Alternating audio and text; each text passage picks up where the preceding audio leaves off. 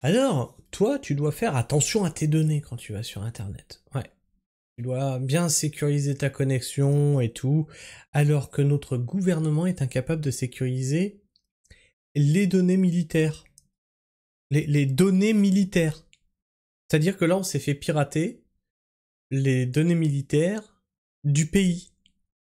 Et ils ont balancé ça sur le dark web. Voilà, ça c'est l'état militaire de la France. Servez-vous, c'est cadeau.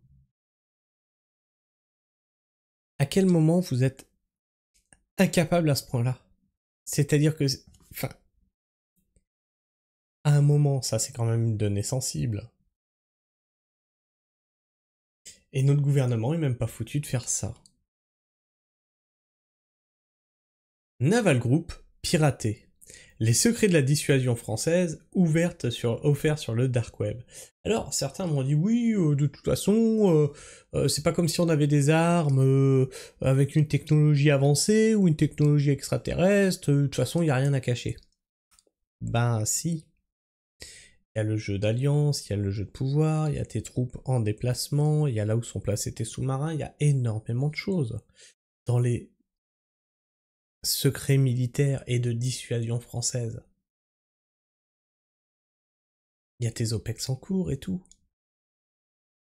Des fois secrètes. 1 téraoctet de données sensibles en libre accès et dire que certains pensaient que la menace venait des journalistes critiques et non des serveurs mal protégés. On va aller voir l'article en entier.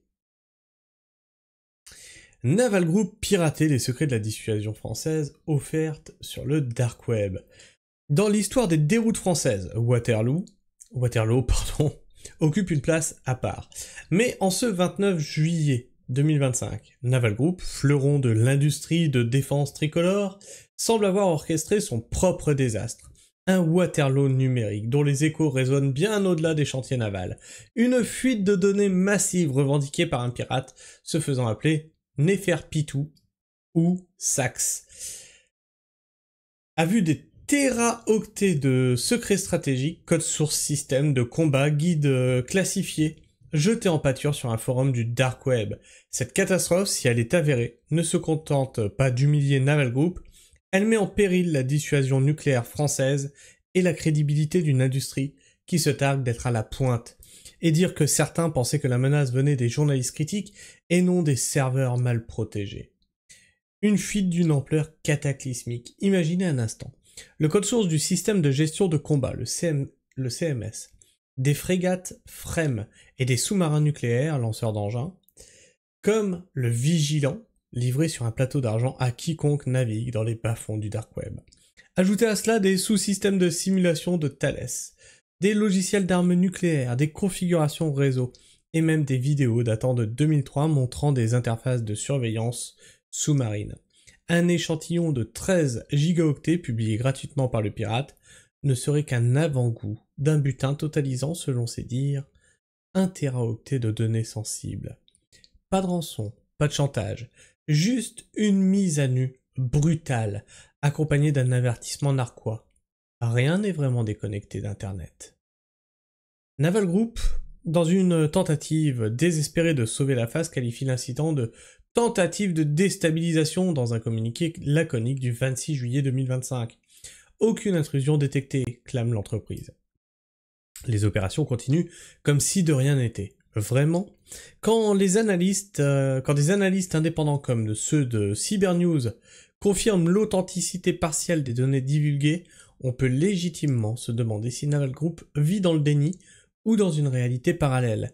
Les documents compromettants impliquent non seulement l'entreprise, mais aussi ses partenaires, Thales, Dassault Aviation, Safran, dans un écheveau de compromission où les couches d'intégration des systèmes navals semblent avoir été décortiquées comme un vulgaire oignon. Une arrogance technologique à la dérive. Comment en est-on arrivé là?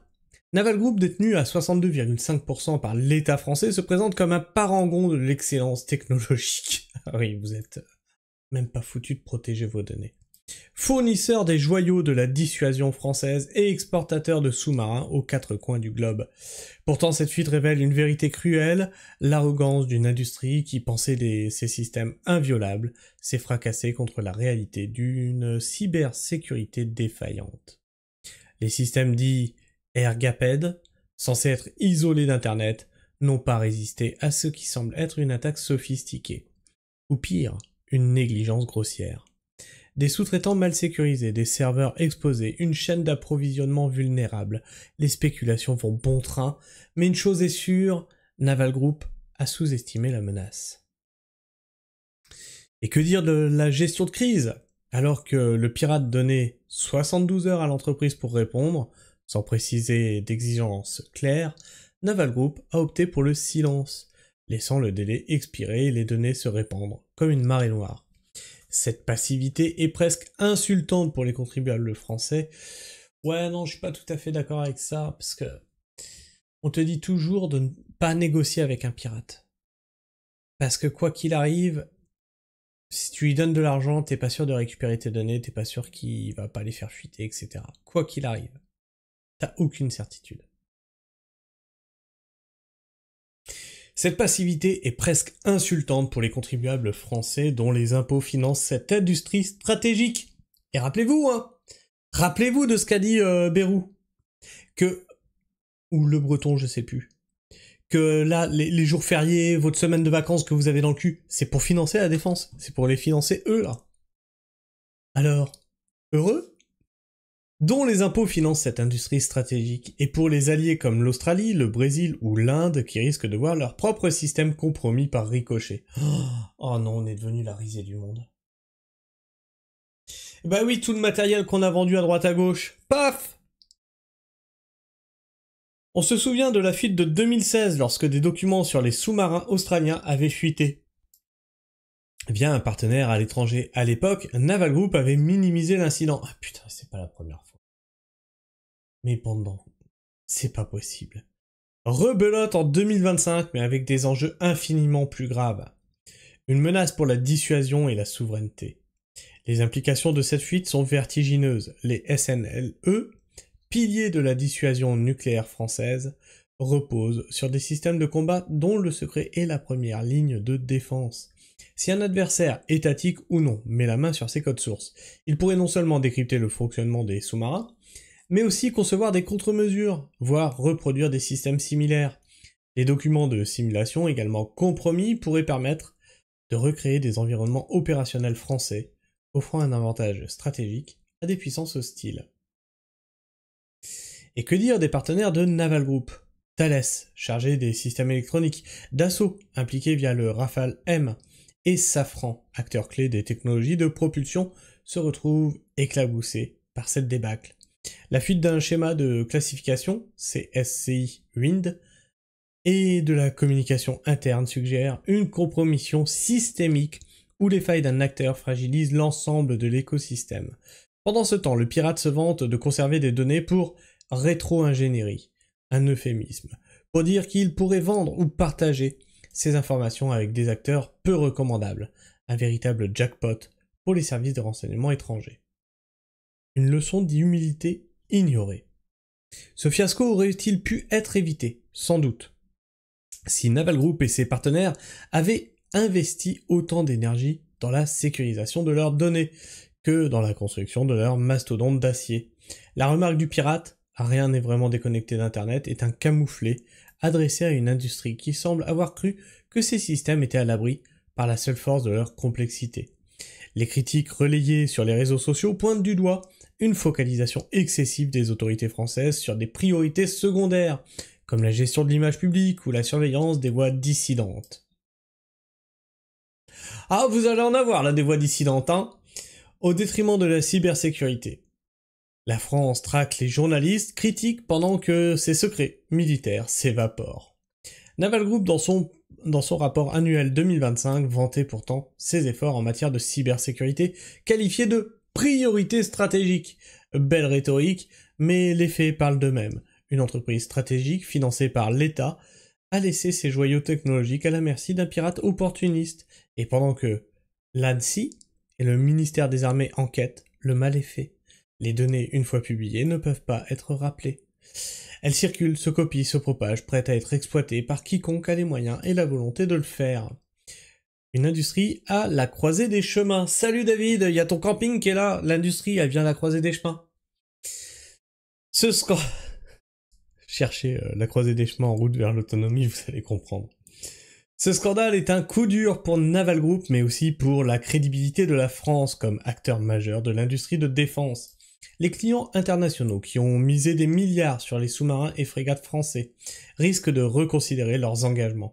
L'Australie, déjà échaudée par l'annulation du contrat des sous-marins en 2021, doit s'en mordre les doigts. Quant aux Français, ils ont le droit de demander des comptes. Comment une entreprise censée protéger la souveraineté nationale a-t-elle pu laisser ses secrets les plus précieux s'échapper aussi facilement? Naval Group doit maintenant faire face à une tempête parfaite, une crise de confiance, une enquête interne sous pression et une remise en question de ses pratiques. Mais au-delà des murs de l'entreprise, c'est tout un système qui doit se réinventer. La cybersécurité ne peut plus être un vœu pieux, relégué derrière des impératifs de production ou les jeux politiques. Car comme l'a si bien dit le pirate, rien n'est vraiment déconnecté. Et dans ce monde hyper connecté, l'aveuglement de Naval Group pourrait coûter bien plus qu'un simple embarras.